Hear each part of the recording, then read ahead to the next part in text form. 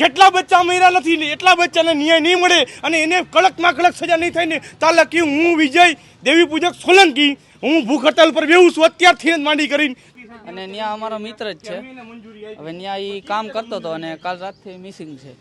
પરિવાર વાળાએ ડીએનએ એના બધું એના પરિવાર બધા કાલના અહીંયા જ છે. જ્યાં લગી આપણને ન્યાય ન મળે ને ત્યાં લગીને ભૂખ હડતાલ બેહવું ભલે ત્યાં આપણે એની હિસાબે મરી જવું પડે. એ જગીને મર્યા આપણે ભૂખે મરવું છે. હા પોલીસ એમ કે મેં એને મંજૂરી આપી હતી. અત્યારે જો મીડિયામાં બતાવે છે સાહેબ એમ કહે કે અમે એને મંજૂરી આપી હતી. તો તમે કઈ રીતે મંજૂરી આપી હતી?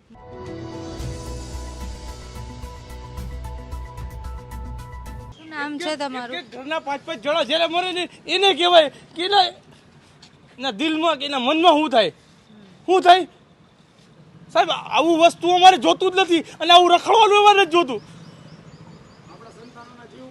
હા નથી જોતું સાહેબ અમારે આવું.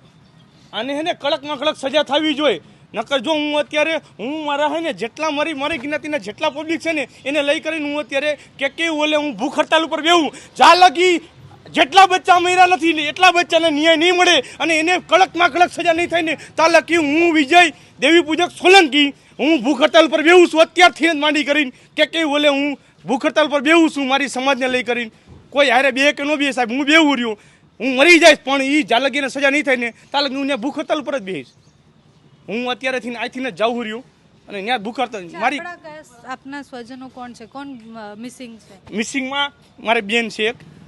એ ત્યાં કણે કામ કરતા હતા. હા 2 વર્ષથી ત્યાં કણે કામ કરતા હતા. માસીની છોકરી છે ત્યાં 2 વર્ષથી કામ કરતી હતી. તમામ બધા ભાગી ગયા સાહેબ. તમામ જે એના જે સ્ટાફના હતા ને બધા ભાગી ગયા અને એ એક જ છોકરી અંદર રહી ગઈ અને એ ત્યાંની બહાર નથી નીકળી. કેટલી ઉંમર હતી? 20 વર્ષ એની. 20 વર્ષ. નામ શું હતું? નામ એનું સંગીતા હતું. હા. અને 2 વર્ષથી ત્યાં કામ કરતી? હા 2-3 વર્ષથી કામ કરતી હતી ત્યાં કણે. તો નોકરીએ કેટલા વાગે ગયા હતા? રોજ કેટલા વાગે જતા હતા? 4-4:30 વાગે તેના મમ્મીને એને ફોન કર્યો હતો અને તે પછી એનો ફોન જ પાછો નથી આવ્યો. અને તમને ઘટનાની જાણ ક્યારે થઈ? ઘટનાની જાણ અમને 8-8:30 વાગે થઈ. અને એના પછી તમે હોસ્પિટલ આવ્યા, ઘટના સ્થળે ગયા? હોસ્પિટલ આવ્યો તો ત્યાંના લાશની કઈ તમને હોઈપી જ નથી સાહેબ. ડીએનએ રિપોર્ટ આવે આ રીતે પણ રિપોર્ટ કરાય, રિપોર્ટના સેમ્પલ આપ્યા? સેમ્પલ આપ્યા રિપોર્ટ? હા આપ્યા. અને છોકરી ભણી લીધું તું? ભણવાનું પૂરું કરી નોકરી? પણ છોકરી તો ભણી જતી ત્યાં કામ કરતી હતી ત્યાં. કેટલો પગાર હશે એનો? એક તો મારો સગો ભાઈબંધ છે. દિલથી અને પ્રેમથી એવો જાઉં કે વાત જ જવા દઉં. એ ચૌહાણ પરિવારનો એ 12 વર્ષનો છોકરો મર્યો ને એની ભેગો જે મારો હતો ને ભાઈબંધ એ મારો દિલથી જાનથી મારો ભાઈબંધ છે. એટલે આપણે બીજું કાંઈ નથી કરવાનું. અત્યારે આપણે ભૂખ હડતાલમાંથી ત્યાં બેહવાનું છે. જ્યાં લગી આપણને ન્યાય ન મળે ને ત્યાં લગીને ભૂખ હડતાલ બેહવું ભલે ત્યાં આપણે એની હિસાબે મરી જવું પડે. એ જગીને મર્યા આપણે ભૂખે મરવું છે. એ જગીને મર્યા ત્યાં કણે અને આપણે ભૂખે મરવું. જ્યાં લગી એને ન્યાય ન મળે ને ત્યાં લગી આપણે કેવું ઓલે ભૂખે મરવું છે. ના એ મારા ગ્રુપના 4-5 છોકરા છે. એ અમે ત્યાં કણે જઈ કરીને અત્યારે ભૂખ હડતાલ માથે બેસી જાય. જ્યાં જોતો હોય ને તો આ જ બધું કરવું પડે. અત્યારે પીએ સાહેબ એમ કહે કે અમને મંજૂરી હતી. સાહેબ એમ કહે કે અમારી પાસે મંજૂરી લીધી હતી તો તમે મંજૂરી કઈ રીતે દીધી હતી? હા પોલીસ એમ કે મેં એને મંજૂરી આપી હતી. અત્યારે જો મીડિયામાં બતાવે છે સાહેબ એમ કહે કે અમે એને મંજૂરી આપી હતી. તો તમે કઈ રીતે મંજૂરી આપી હતી?